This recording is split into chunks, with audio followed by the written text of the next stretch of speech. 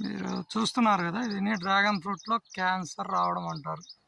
నార్మల్గా చిన్న చిన్న వచ్చి వెళ్ళిపోవడం వేరు, విధంగా అల్లకపోవడం వేరు. దీన్ని ఒకవేళ నెగ్లెక్ట్ చేసామంటే మాత్రము తోటంతా నాశనం చేస్తుంది ఇది.